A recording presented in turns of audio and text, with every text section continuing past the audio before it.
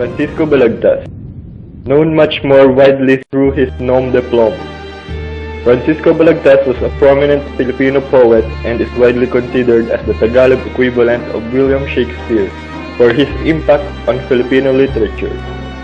The famous epic Florante at Laura is regarded as his defining work.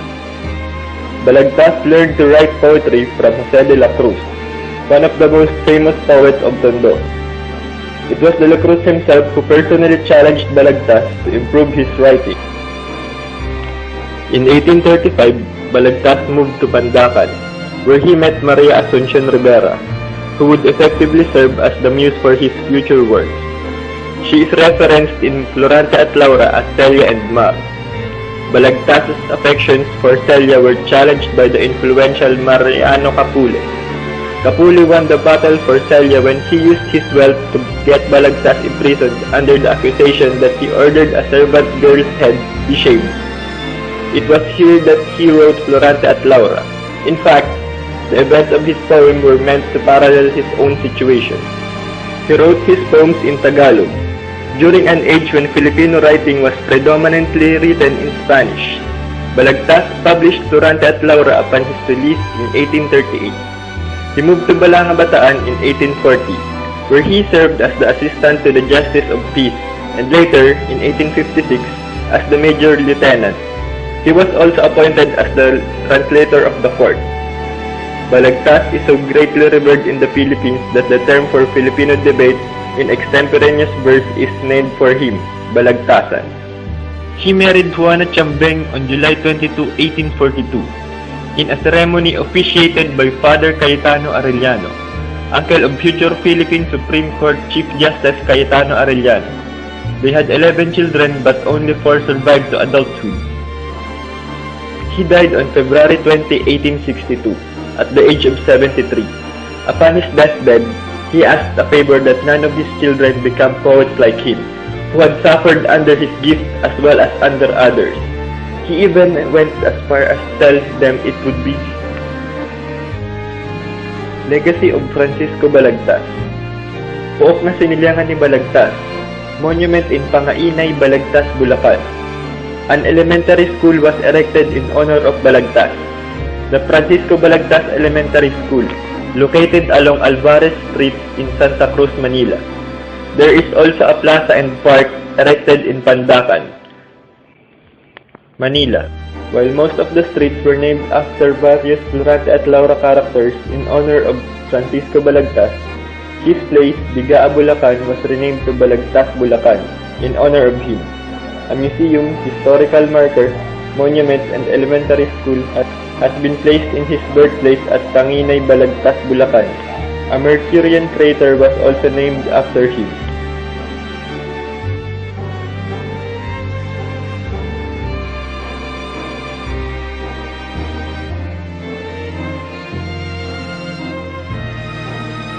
Works of Francisco Balagtas. Orosman at Safira, a Filipino theater form evolved from the Spanish comedia. Don Nuño at Celinda, a komedya in 3 parts. Auredato at Astrome, a komedya in 3 parts. Clara Belmore, a komedya in 3 parts. Abdul at Miserianan, a komedya staged in Abukay in 1857. Bayaceto at Dorslica, a komedya in 3 parts staged at Udyong on September 27, 1857. Alamansor at Rosalinda, a komedya staged at Udyong during the town's feast. La India Elegante El Negrito Amante, a short play in 1 part. Nudo Gordiano, Rodolfo at Resemunda.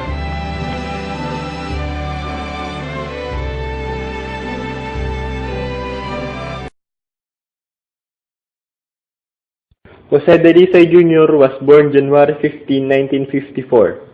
He has won numerous awards and prizes for fiction, poetry, drama, non-fiction, and screenplay, including 16 Palanca Awards. He completed his primary education at La Salle Green Hills, Philippines in 1966, and his secondary education at the Philippine Science High School in 1970. He dropped out of college to work as a journalist after a period of imprisonment when Philippine President Ferdinand Marcos declared martial law in 1972. After his release as a political detainee, he also wrote scripts mostly for Lino Brocka, the national artist of the Philippines for theater and film. Dalisay returned to school and earned his BA English degree, cum laude from the University of the Philippines in 1984. He later received an MFA from the University of Michigan in 1988, a PhD in English from the University of Wisconsin, Milwaukee in 1991 as Fulbright Scholar. For winning at least 5 First Prize awards, he was elevated to the Palanca Hall of Fame in year 2000. He has also garnered 5 Cultural Center of the Philippines Awards for playwriting and FAMAS, Urian, Star, and Catholic Mass Media Awards and citations for his screenplays. He also chaired the 1992 ASEAN Writers Conference in Penang, Malaysia. He was named one of the 10 outstanding young men of 1993 for his creative writing. In 2005, he received the Premio Cervara de Roma in Italy for extensively promoting Philippine literature overseas. In 2007, his second novel, Soledad's Sister, shortlisted for the inaugural Man Asian Literary Prize in Hong Kong. He has received Hawthorne Den Castle, British Council, David T. K. Wong, Rockefeller, and Civitelio Ranieri Fellowships, and as he held the Henry Lee Irwin Professorial Chair at the Ateneo de Manila University and the Jose Joya, George Bocobo, and Elpidio Quirino Professorial Chairs at the UP Diliman.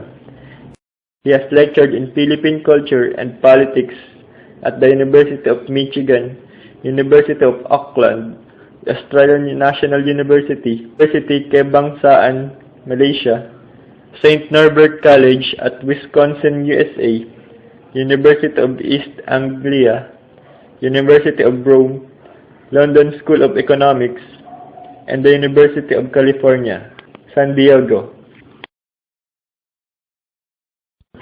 After serving for 3 years as English and Comparative Literature Department Chairman, Dalisay assumed the post of Vice President for Public Affairs of the UP system from May 2003 to February 2005.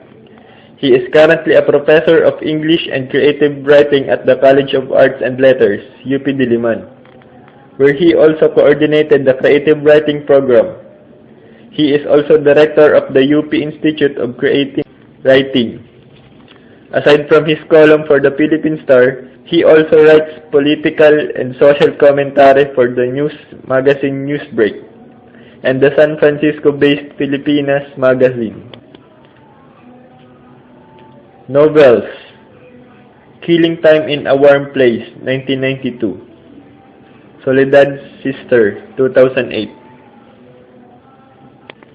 Soledad, Rocambolesco, Romanzo Filipino, Italian edition, 2009. In Flight, Two Novels of the Philippines, a combined US edition, 2011. Plays: Madilim ang Gabi sa Laot at Iba Pang Mga Dula ng Ligaw na Pag-ibig, 1993. Pagsabog ng Liwanag, Aninag, Anino, 1996. Ang Butihing Babae ng Timog, Maliksi, TNT, 1997. Screenplays: Tayong Dalawa, 1994. Miguelito, 1995. Saranggola, 1999.